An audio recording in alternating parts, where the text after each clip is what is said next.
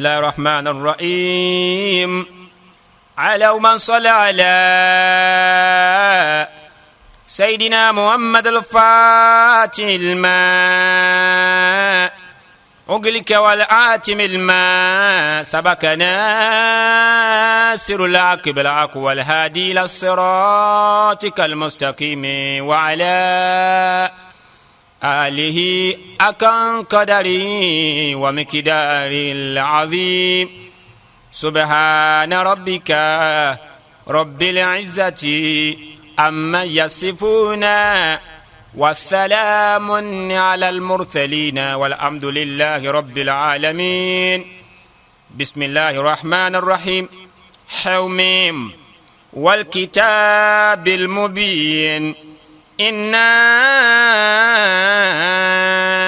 أنزلناه في ليلة مباركة إنا كنا منذرين فيها يفرق كل أمر حكيم أمرا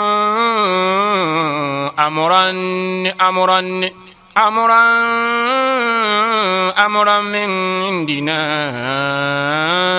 إنا كنا مرسلين رحمة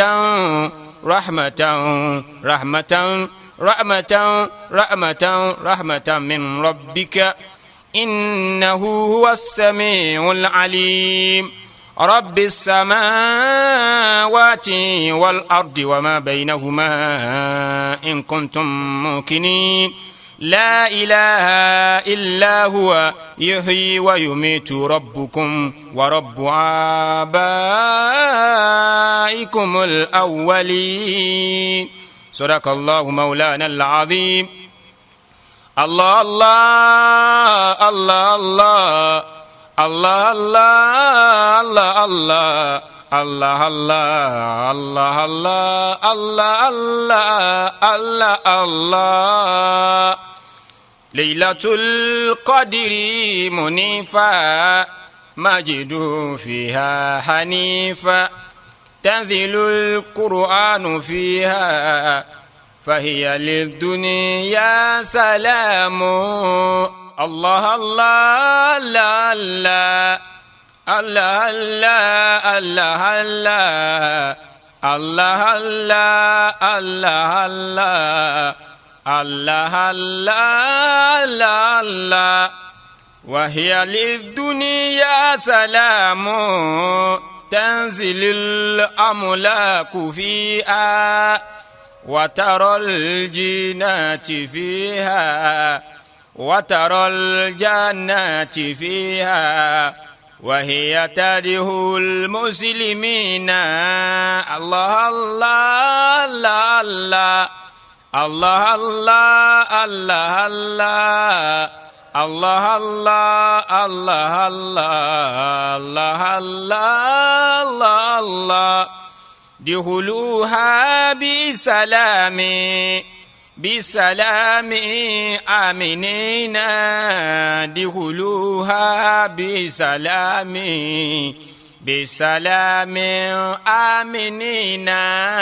الله الله الله الله الله الله الله الله الله الله الله الله. Mariaba foru abiyi Mariaba foru àpọ́nlé Mariaba foru àtúnyàn òru àtúnyàn kádàrá. Allah Allah Allah Allah Allah Allah Allah Allah Allah Allah Allah Allah Allah Allah. Mariaba foru tó lọ́lá Mariaba foru tó lọ́lá òru tó lọ́lá jẹ́gbẹ̀rún oṣù lọ. Allah Allah Allah Allah Allah Allah Allah Allah Allah Allah Allah Allah Allah Allah mariaba fòru tó láṣẹ òru tó láṣẹ gbogbo ń ta bá wí gbogbo ń ta tọrọ ni yóò sì máa ṣẹ lóru tá wí òru àpọ́nlé ni Allah Allah Allah Allah Allah Allah Allah Allah Allah Allah Allah Allah Allah Allah ọmọ ìyá mi dákun má ṣe sùn lọ dákun má ṣe sùn lọ kó yá tètè tají kó yan náfìlà rẹ̀ kó gbé Kùránì kó fi bẹ̀ lọ́hùn ọba Allah Allah Allah Allah Allah Allah Allah Allah Allah Allah Allah Allah Allah Allah فسبحان ربك رب العزة أما يصفون والسلام على المرسلين والحمد لله رب العالمين.